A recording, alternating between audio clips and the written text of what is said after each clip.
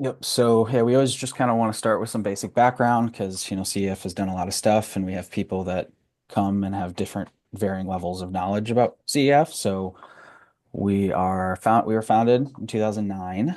Um, you were both part of Solar Gardens, so you're one of many. We have 11 Solar Gardens and now over 1,000 subscribers. So we're definitely busy managing all those and signing up new subscribers.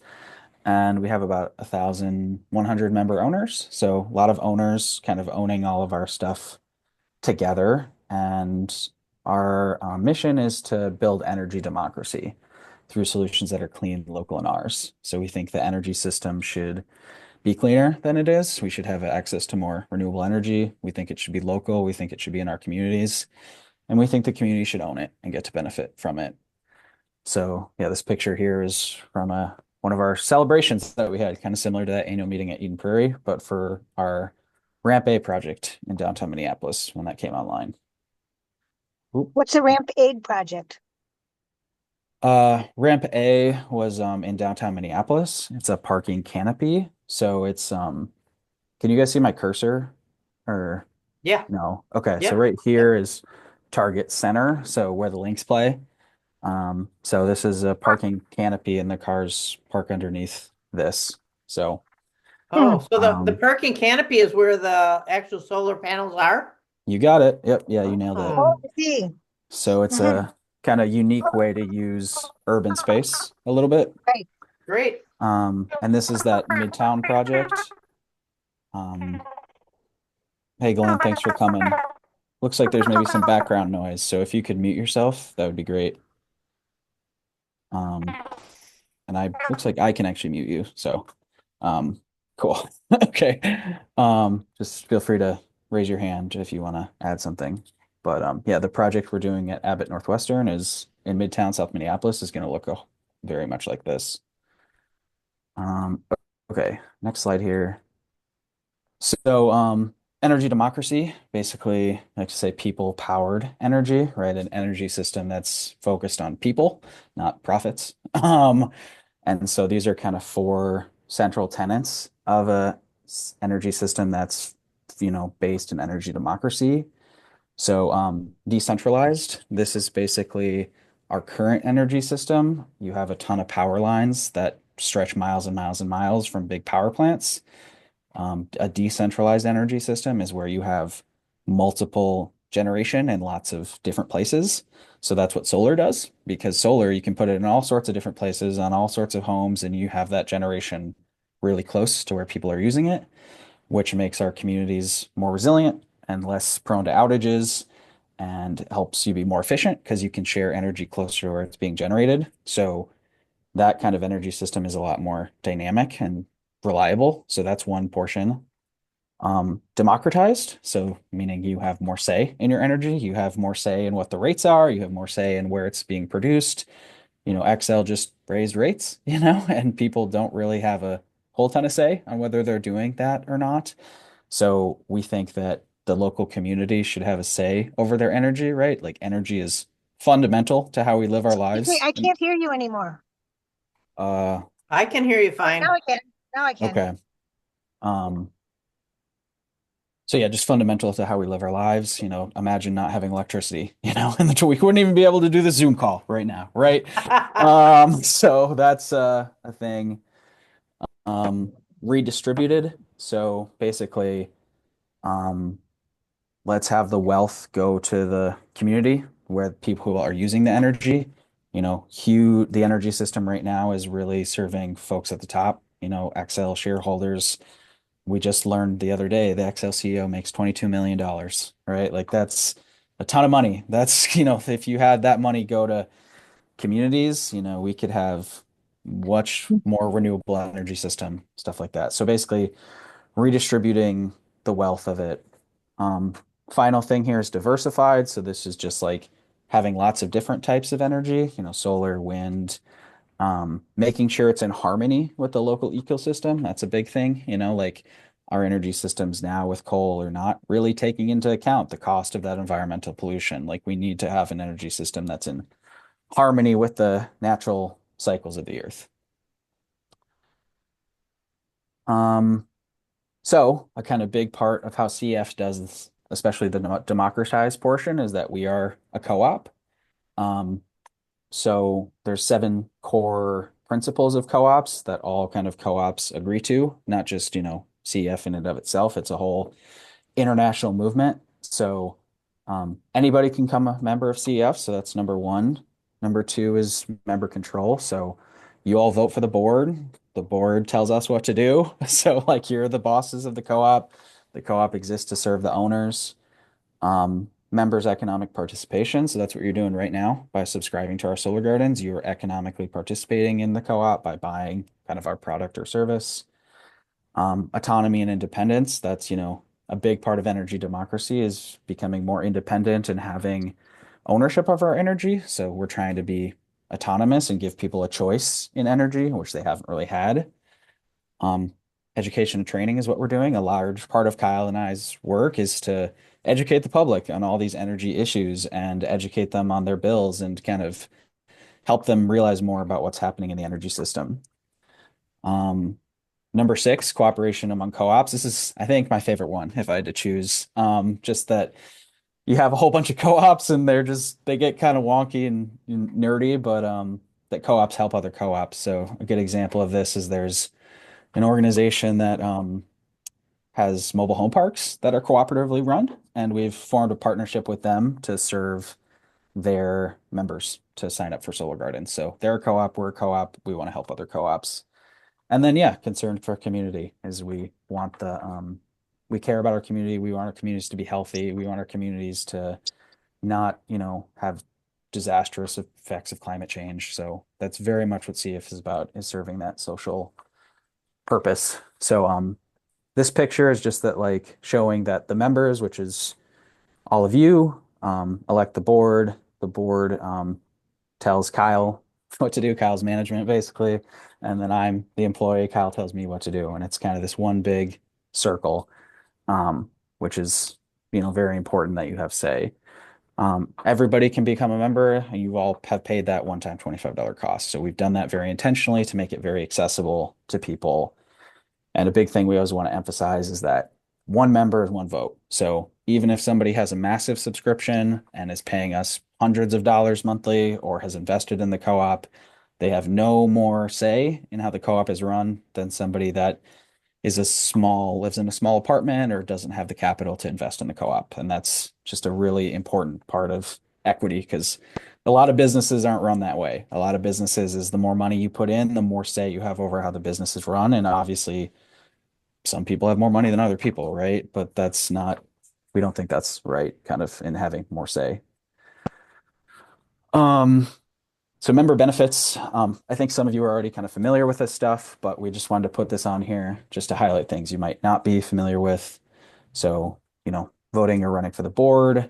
People can bring up things at the annual member meeting. That's something we're hoping to strive for this member meeting. I think a lot of members aren't aware of that, but like in our bylaws, you can bring something up at the co-op that you want the co-op to work on. And then I don't remember the exact terminology of what that's called, but there's a portion of the annual meeting for that. So we want members to kind of think about what you want the co-op to do. And it's then the co-op's job to kind of see if we can do that. Look at the logistics. How do we make that happen? Um, you're definitely supporting climate change, fighting climate change by supporting community renewable energy development, which you might not be able to do on your own. So kind of doing that together. I mentioned preferred stock a little bit before. This isn't something we've marketed a ton, but basically members, if they want to invest in the co-op, can do so. And it helps support our growth. And you get a dividend based off of that. We do have a current round right now. So it definitely helps us build new projects and stuff like that. If you're interested in that, we can send you the kind of prospectus, which lays out more details about our business and where we're growing. I personally am an investor, so I've gotten my dividends, so I can just speak personally to that. But it's what I always kind of like to say about that is the more investment and capital we can get from our members, the more autonomous and independent we are, right? Like with the less we're reliant on whatever some other investor wants us to do or something like that. So the more the local community comes together, the better. we haven't given out dividends. Oops, sorry.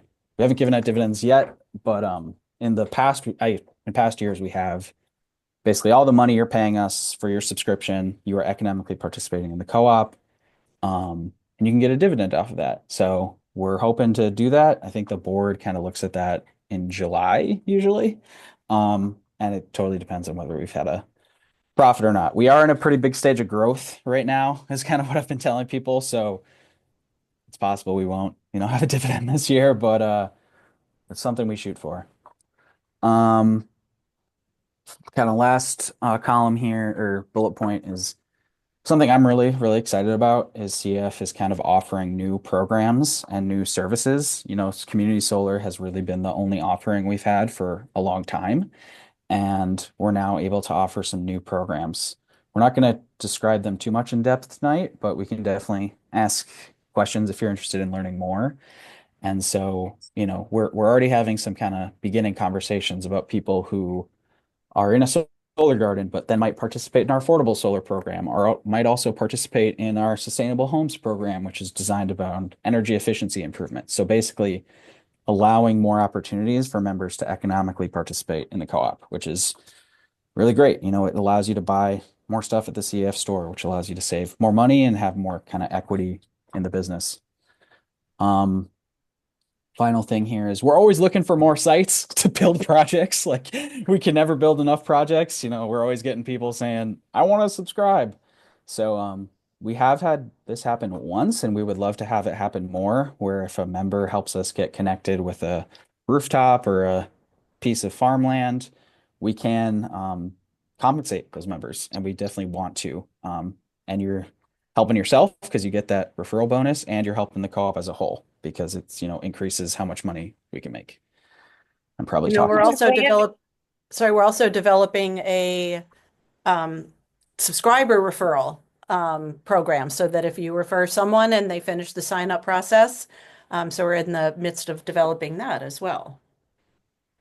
Good. I was gonna ask if, what is the square footage that you need to make a site thing to look at? Yeah, good question. So for farmland, we're usually looking at like 5 to 7 acres minimum. And then for rooftop solar, it's probably like 60,000 to 70,000 square feet. So it's pretty big roofs. Like I'll have people be like, oh, can you do it at my school or my church? And it's just like, I don't know, probably not. This roof's too small. I mean, yeah, Deborah, you're part of the community center, right? Like that's a really, really big roof. So that's probably most obvious reason why we haven't had members, really do it is because how many people know people of warehouse owners that have a 60,000 square foot roof or whatever. But it's definitely something we want. We definitely want more rooftop projects. So I can't picture it. What would be the width and length of a rooftop that's big enough? um 20,000 by 40,000, I guess, right? Am I thinking of that right? No, I'm doing that wrong.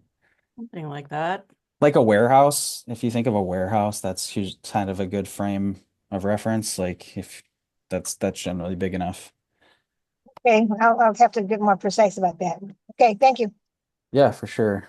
I feel like I'm talking too much, so I'll try to speed up a little bit. Um, I think, you folks are probably familiar with this already, but just kind of difference between rooftop and community solar. We're all doing this model, right? We've got the central solar panels going out to the individual houses.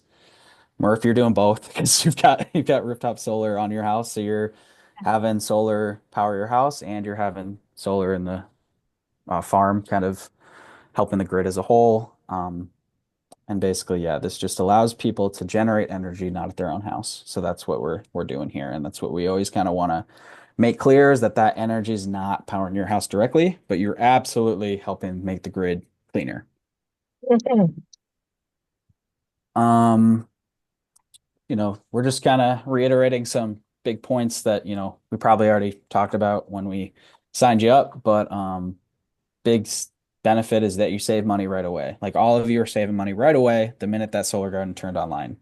Takes a while to get turned online, but as soon as it is, you're saving money, so you're not worrying about any kind of payback, which is a huge challenge for people to do rooftop solar. They can't upfront that cost. we've had more of this recently. We go to these outreach events and you say solar and they say no. It's immediately in their brain, no. And we have to say, no, you can. Like, do you pay an electric bill? Like, that's all that's required. And I always say, I'm a renter. And so that's a huge point for us is helping people know that and letting people know that everyone gets to be a part of solar and to like meet our goals, we need everyone to be a part of solar. Like we just do. We need a lot of solar to be built. Um, no alterations to your house. You can live in a location with poor solar access. And you don't have to necessarily have a good credit score. So that would probably limit folks from getting a loan to do rooftop solar.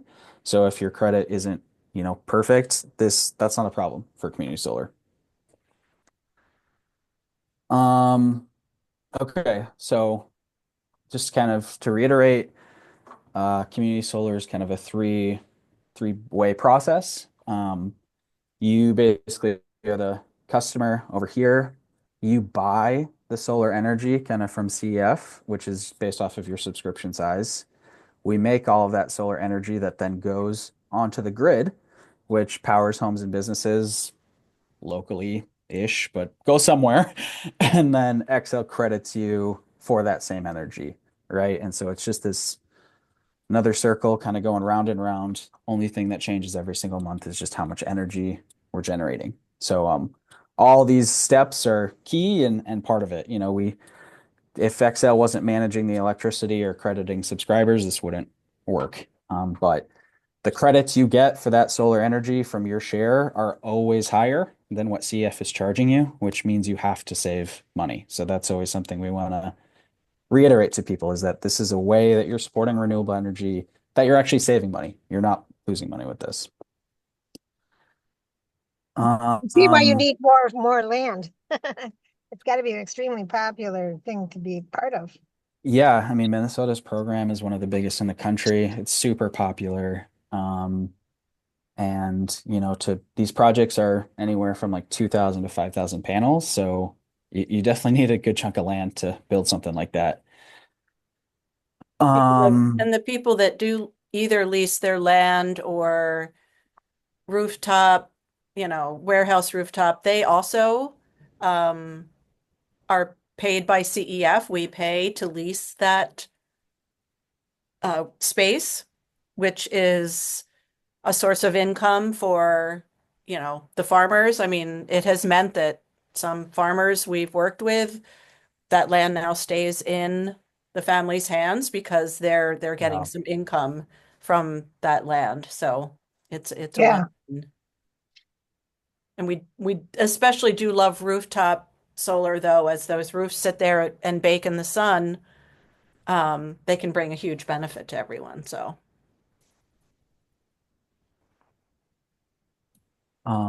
Okay. Next slide here is some more of the logistics of how this looks. I'm an energy nerd, so I'm always looking at my bill every single month and all the line items because I am a nerd, is what it is. But this is all you all should have seen this, because you're all subscribed and should be getting credits. And this it's not a big change, it's pretty easy to miss because it's just this small little line item. So you're looking at my bill. That's what you're getting a look behind the scenes. I don't use a lot of electricity, but for me here, this is my bill. My community solar garden credit was $17, so I generated $17 worth of electricity that Xcel had to pay me before, which meant I only had to pay Xcel $31. That was my cost for the month. And then you can kind of see that on the next page where they break down the credit more. So 117 kilowatt hours of electricity was kind of my portion that month.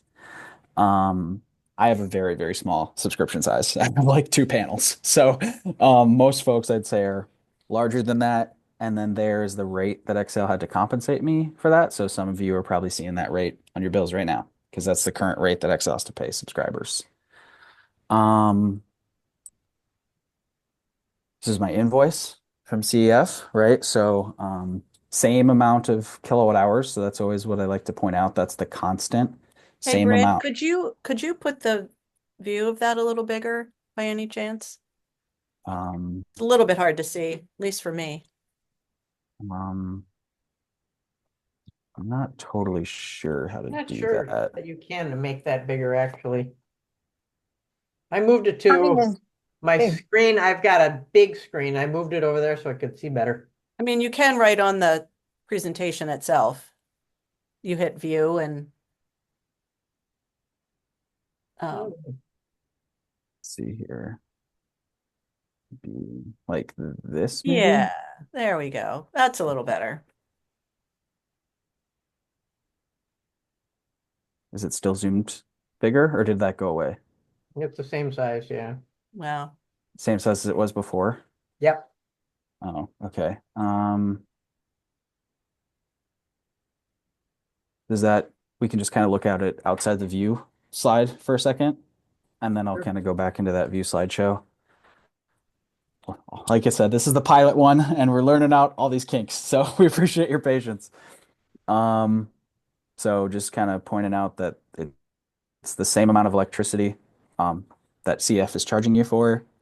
CF is charging me 11 and a half cents, which is lower than the close to 15 cents that Excel has to pay me. I paid CF 13.50 this month. I saved close to $4. So what's definitely confusing is that $17 credit that I got was not what I saved with the program because it's not taking into account what CF you owe CF, but had to save money because they're obviously 13.50 is lower than 17 bucks. and just This to is be clear, the yellow sections that were on the Excel bill and on this bill are things we put on there to make it clearer. Because Excel hasn't been super cooperative in changing any language to have it say community solar bill credit instead of other recurring charges. yeah, yeah, they could make it a lot more clear for people. They could say cooperative energy futures on their bill, but they do not.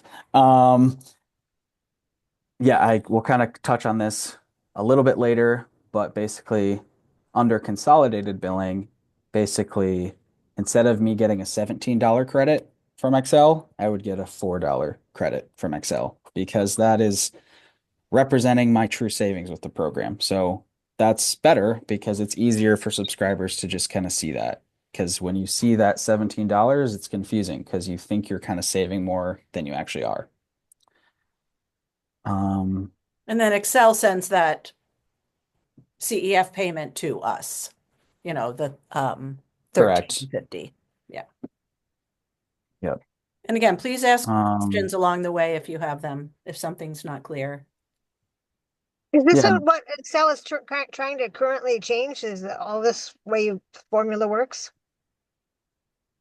So it's not how the formula works. Like the numbers are still the same. But it's just kind of who's paying us. Are you paying us directly or is Excel paying us on your behalf? And it took lots of advocacy to get this done.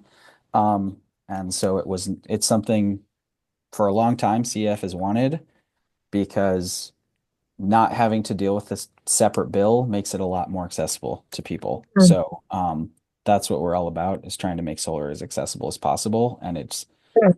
proven, there's studies on this that states that have adopted this billing mechanism see much more participation, especially from low to moderate income communities, which is Thanks. who we want to serve. Yeah. And they had to be forced to do this. They did not volunteer. Mhm. I don't doubt it. Yeah, because they had to update the billing system, and that costs money. And then they're saying I don't know, I think they said like over $1 million to update their bill. And I was like, really? This is how much it costs to update the IT? But I guess.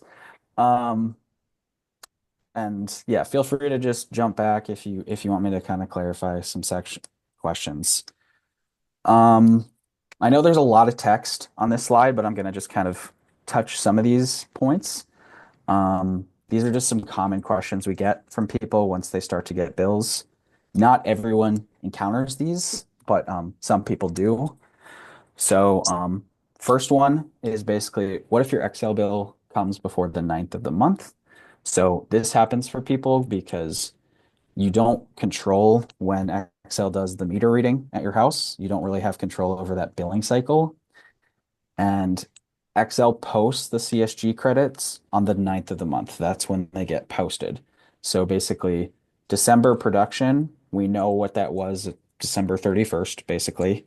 But Excel doesn't give us that information and post it until January 9th. So if somebody's bill kind of for the electricity they've used in December comes before the 9th, then it's not going to incorporate that December production credit. That will come in February. So the ideal scenario is when there's only a 1 month lag between the credits being generated and when you receive that credit. But because of people's billing cycles, um, they sometimes are looking at a 2 month lag. So sometimes what can happen for subscribers is they get our invoice for December production, but they have not received their December credit, right? So that's confusing because you see this kind of bigger Excel cost that you were expecting to be reduced. Now that credit's coming, it's just kind of throws off that timing. Um, and with consolidated billing, since people aren't going to have to pay us separately, even if they receive that credit on a 2 month lag, they're not going to have to pay that out-of-pocket cost before they've received that credit. So that's another reason we've advocated for it. Um, Another kind of issue we run into, oops, um, is the average monthly payment plan, sometimes called the budget plan. Not everyone is on this, but basically often people are want to get in on this if they have really big energy spikes, really big costs across the year, right? If their energy bills in the winter are really low and their energy bills in the summer are really high, this plan with Excel basically levels it all out so that you pay the same amount to Excel every single month. And then they have a true up at the end of the year where you basically pay a little bit more or pay a little bit less. The problem with this and how it relates to community solar is that the credits, the Solar Garden credits that people get, Excel does not incorporate that into the math of your average monthly payment, calculations. And so what that meant was that subscribers are paying CEF for our costs, right? Because we got to charge people. And they're paying their average monthly payment costs, which does not feel like they're saving at all. It's like double. And then at the end of the year, Excel would cut them a big check. So that's a thing with their billing system. They've never upgraded or never been forced to upgrade. And unfortunately, the changes with the new law didn't make them do that either. So that's a bit of a bummer. So we recommend people to get off of that plan. Second one here, or third one here, is why is my bill so high at certain times of the year? So in the summer, we're obviously generating a lot of electricity because it's sunny, and so we're sending out pretty big invoices. I mean, it's dependent on subscription sizes, but the key thing that we want to tell people is that we are only charging people based off of your generation of the project. We don't know exactly how much electricity you're consuming at your home. So basically, what can happen sometimes for people is that the bill that we send in the summer months might be higher than what they're used to paying at that time of year, just for the electricity they've consumed at their home. And the reason for that is that basically the amount of kilowatt hours is really high compared to what you might actually be consuming, which kind of leads to that mismatch. Um, so that's another reason why the consolidated billing is helpful because it helps mitigate any of those kind of cash flow issues where subscribers think that they're not saving money because they get a big invoice from us. To be clear, they are saving over the long run, but it's maybe in that time of the year, they don't really see those. They don't feel those savings just at that point in time. Um, Final thing is I'm bad about using acronyms. So LIHEAP is Low Income Home Energy Assistance Program. So that's what that means. It's the federal energy assistance to help people pay their energy bills program. It's been around a long time, since the 70s, and people can apply to that, and they can help. Um, some of that money they get from the government can help cover their CEF charges. So we always want to let people know about that, and that was a change. We had to advocate for that too, to make sure that people's energy assistance award can help cover their CF cost, and that's what it should do because CF becomes part of their whole energy cost profile. I know that was a lot of information. Questions on that, maybe, or it's okay if there's not, but if there are, more than happy to clarify. And I did drop a link to the presentation in the chat, and we'll send it to everyone in case there's anything you want to review later. Thank you for that. Sure. If there's no questions, I'll just kind of move on, but I can also go back if folks want. Um, oops.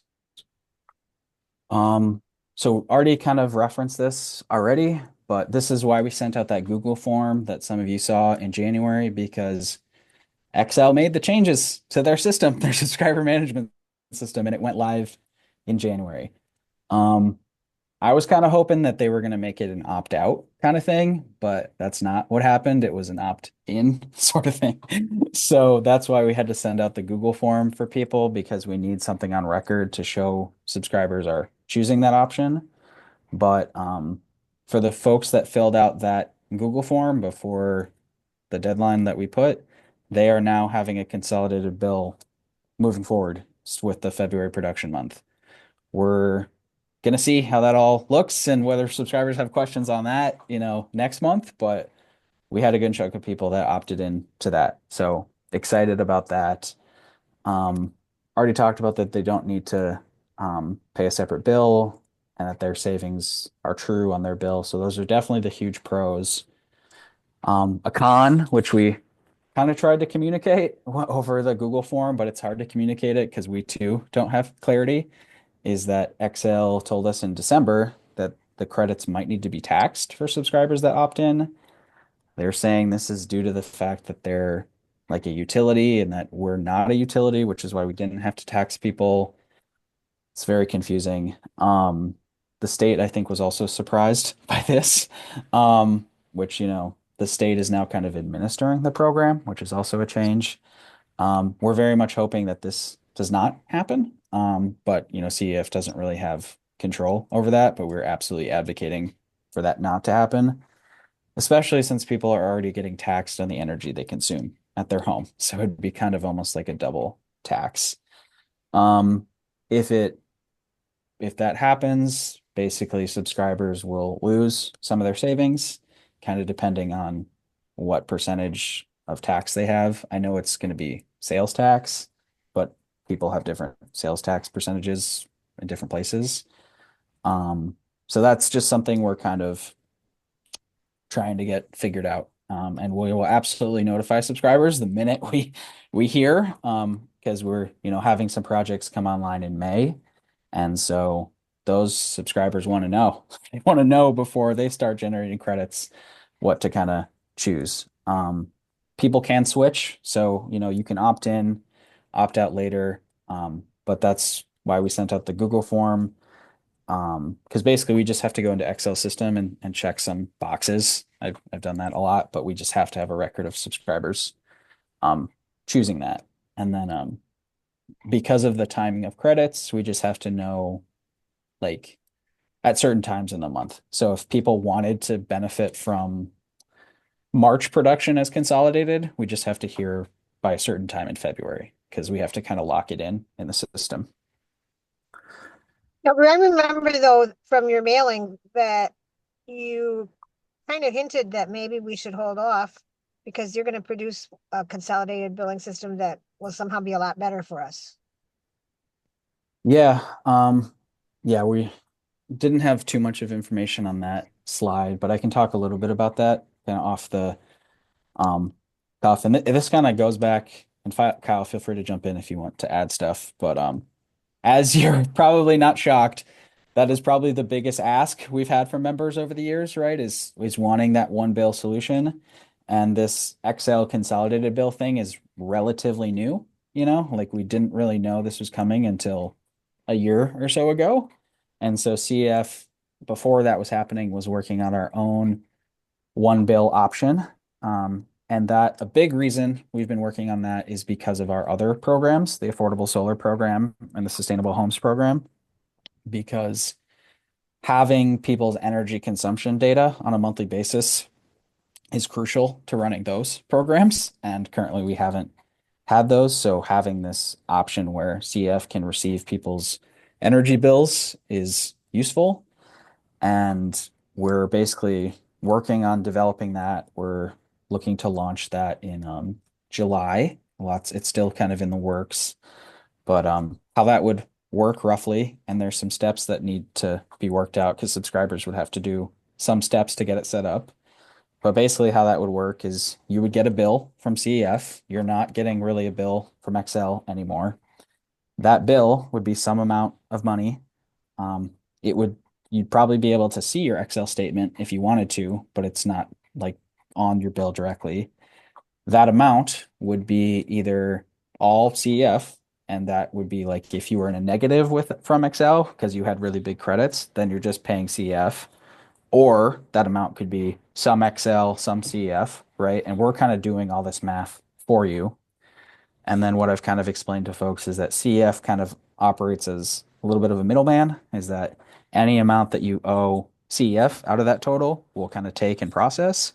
Any amount that you owe Excel will get to Excel kind of on your behalf. And so the benefit of that is we kind of can format the bill the way we want and like tell people about things that are coming up from a membership perspective. That stuff that you mentioned, Murph, about like we would be getting information on how much your rooftop solar is generating, right? And so when we're generating that bill, we can, run numbers about how much is being offset by your rooftop versus your solar garden subscription. Because right now, that's a huge challenge for us is we don't get people's monthly energy bills. So we don't know how much your credits are offsetting your bills. We don't really know how much solar you're kind of offsetting with. So that's a big change that we're Mhm. looking at. Um, I mean, one Kyle, thing anything to that add? that we would say is I would go ahead and sign up for Excel's consolidated billing if you have, an issue with, the cash flow or you just don't want the two bills for two reasons. One is that you can stop that at any time. It may take a bill cycle or two for it to end, but you can stop that at any time. And when our system is ready, you can switch to ours. So in the meantime, if that convenience is something that you're looking for, I would say don't be afraid to do it because it will probably be a fair amount of time if Excel does get approval to tax um, bill credits. It'll take some time for them to implement that. So Yep. in the meantime, you can have the convenience if you want or not. So it's up to you. Well, it's not about convenience or that particular word to me. I just, the bills come in the mail and I put them on auto pay and don't notice much. Except as far as my being able to understand how the systems are working and how my contribution to solar is affecting, the amount of energy we need as a society. But so Hmm. it's not about the convenience so much as trying to understand what's happening. I find that the Excel bill is practically impossible to understand. Yeah. Yep. We agree. I mean, and that is definitely, like Bryn said, something we're really excited about to have just that deeper story of what's happening with the energy that you produce and the offsets that that brings and the impact that that has. Um, Yeah, that is something we're building into our system for good. sure. I think I'm just gonna wait unless that's not wise. It's really up to you. I mean, honestly, for some people,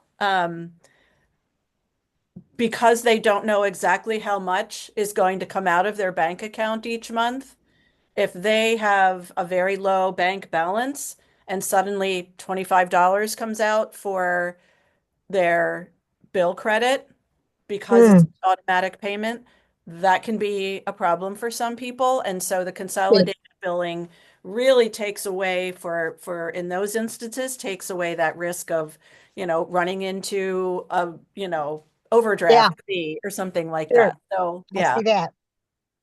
Okay, thank you. you're welcome. And I did put links to a few things in the chat.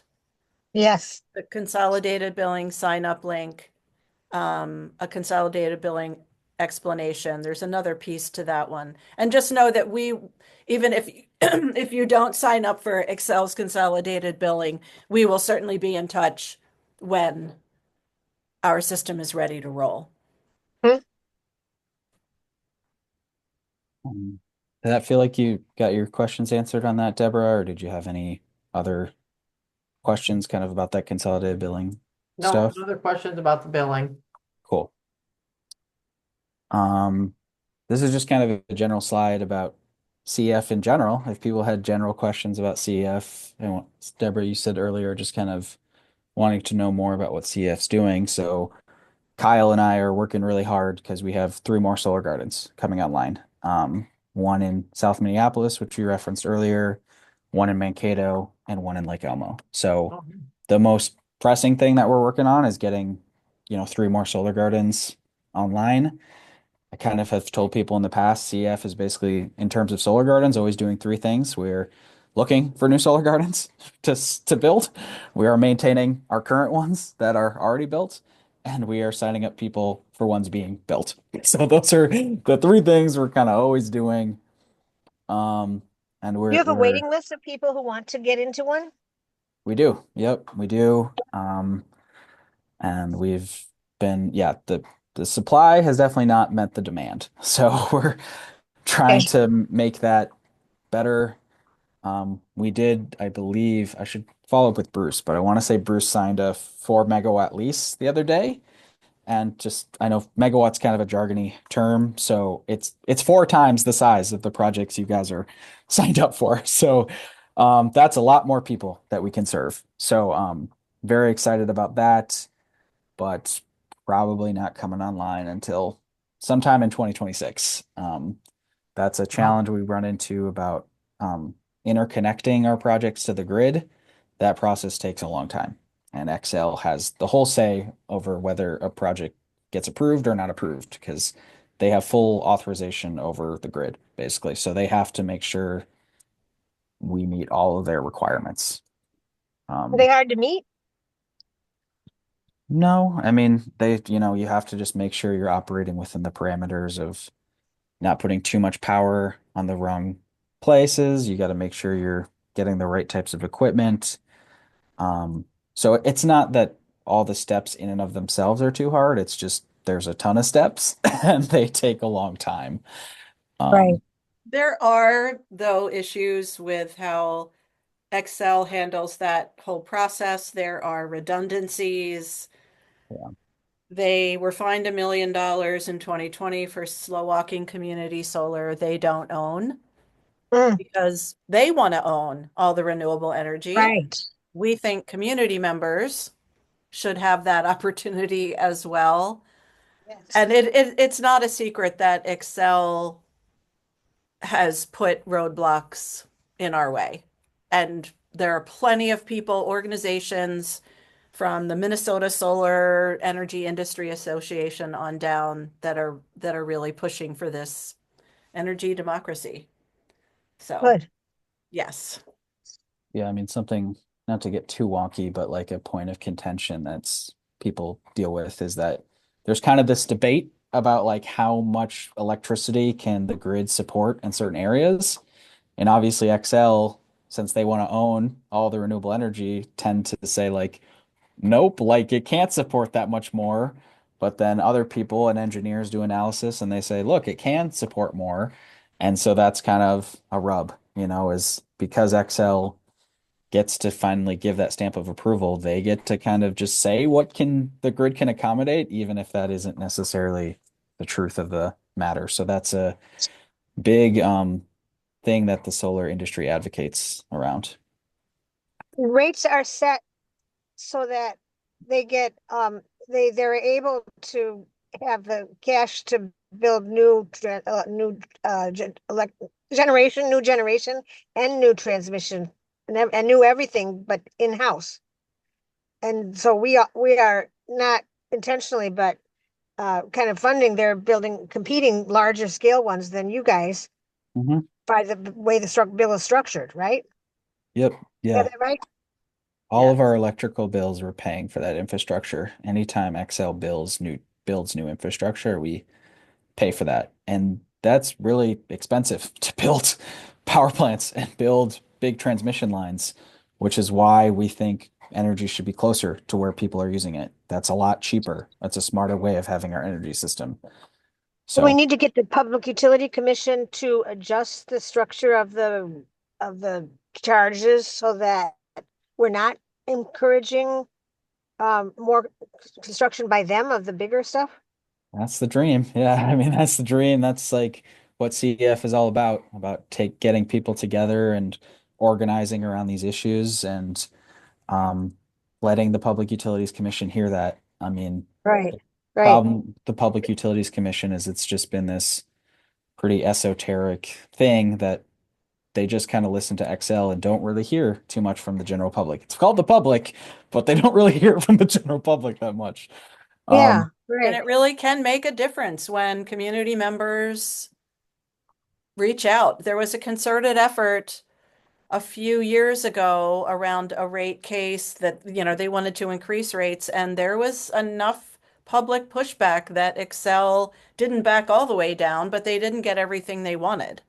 Uh-huh, And I really do believe that public input made a difference. uh-huh. One question I have is we have our annual meeting scheduled for June 7th. More details to come, but it will be a fun event. We would love to get ideas from members about what they would like to see happen at that event. We have a few general things where you get an overview of where CEF was in the last year and the year coming up. There are board elections. Last year, we toured the Eden Prairie Community Solar Garden. We'll tour the Midtown Community Solar Garden this year, but would love to get ideas from members on what would make them come, what would be fun to have there, what would make it really worth your time and make you excited to be a member of Cooperative Energy Futures. Well, I think one barrier to the location is people are a little bit concerned about that area potentially. But if you said they could park for free and there'll be enough traffic probably, then that would be a good thing to make sure you communicate. Yes, yep, there'll be free And parking. here's where you can park and whatever, that would be helpful because I don't know my way around Abbott Northwestern as well as I did at one time. Right. Well, and we will make sure to have very detailed, information on all of those things and Yep. for sure. I haven't, I have no other ideas at this time. I'd need a little time to ponder that, I guess. Sure. Well, we are always here anytime to What, so if we have any ideas, who do we send them to? you can send them to me. I'll put my email in Okay, the chat. all right. And then I do have one other question Yeah. is, which I had thought of and I forgot about it was what, Bryn, you brought up a little bit was the preferred stock and investing. I saw something on that recently and was gonna do a little bit of checking into that and failed to do so. But that'd be something I'd be interested in learning more about but I'm not sure how exactly to do that. yeah, so I can send you the prospectus. I can do Okay, that, and it's long. It's like 60 pages. But some of it is like you already kind of know, but basically it talks about legislation that was passed, CEF's upcoming solar gardens, like our kind of business plan for the next couple of years, and how we're gonna obviously succeed and make a whole ton of money, and then why you should invest. Um, I'd be more A1's. interested in, the logistics of what I'd need to do to invest and, what, if there's certain amounts or, if their shares are worth a certain amount or kind of how all Share. that works, if that's in the prospectus. Yep, it is. It's a minimum of $1,000. Two shares. Each share is $500. So there's no maximum amount other than that, but I did the minimum. I could only afford the minimum. So that's what I did. Um, and you have to sign a document basically just saying how many shares you want, and then you can either cut us a check for that, or we can do a bank withdrawal, whatever's easiest for you. Okay, Um, and then that's it. Yeah. And then it's like a year from then is when you'd receive your first dividend, basically.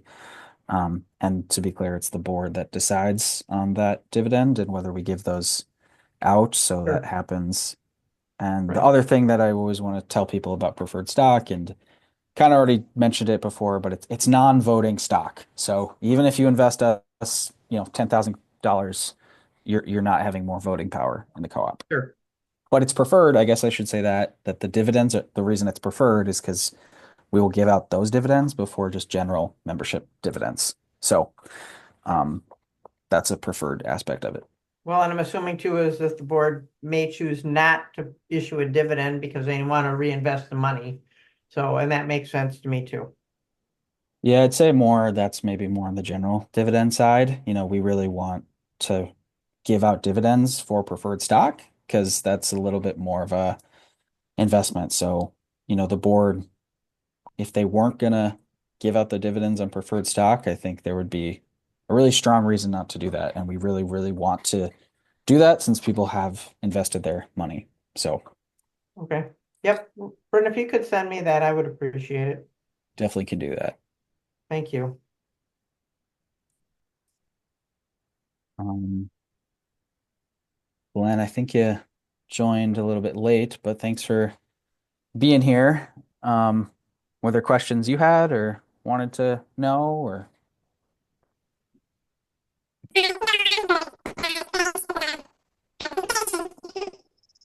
uh I cannot hear you very well. For some reason, you're really garbly. Yeah, you're super garbled, Glenn. You sound kind of I don't know if you can like a send, is there critter a or way to something. send the question?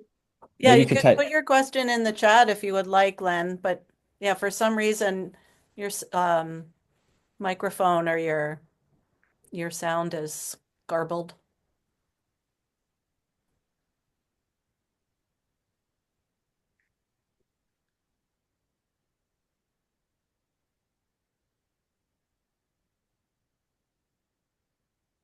Well, I think I'm going to sign off then. I want Sounds to good. thank you very, very much for hosting this event, and I learned a lot, and I took some notes, and I will stay in touch. Thank you very much. Thank you, Murph. Okay, Thanks, Appreciate Murph. it. Yep, bye-bye. Good to meet you all. thank you. Well, it looks Okay. like she doesn't have any questions. Glenn doesn't have any questions, so, or Cool. somebody didn't. Right. Well, Yeah, we So, we are can here if you ever do. we can sign off a little bit early. Um, Sure. Thanks people for coming. The last thing I'll just kind of say, I'm gonna mute Glenn again. Sorry, Glenn. It's a little bit distracting. Not that we don't Alvin want to and the hear from you, but Chipmunks. it's just a little, yeah, it sounds like Alvin and the Chipmunks. It really does. The last thing I'll leave you with, and Kyle mentioned it earlier about us creating a referral process, is that we are working hard to fill these solar gardens, and our members are absolutely our best advocates. And so, if you have people in mind that you think could benefit from this, please tell them. Please tell them about CEF, and we want lots of people to benefit from CEF. And especially if you have people that you know that might be having high energy bills or people maybe on like a fixed income, those are people that we really, really can serve with these upcoming projects. So you can go on our website and there's a sign up form that you can send people. And there's also our direct contact information that you could refer people to just contact us directly. So we'd love to. Okay. It's exciting when we Yes. get, family and friends and whole communities being part of solar gardens. My dad's in a solar garden. his coworkers are in a Solar Garden. Kyle's, we're building that community together. So, yeah, share the word, spread the word. Um, Okay. cool. Well, thanks everybody for coming. We appreciate it. And yeah, have a good rest of your night. Thanks, you Thank you. too. Same to Bye. you. Yep. Good night, everyone.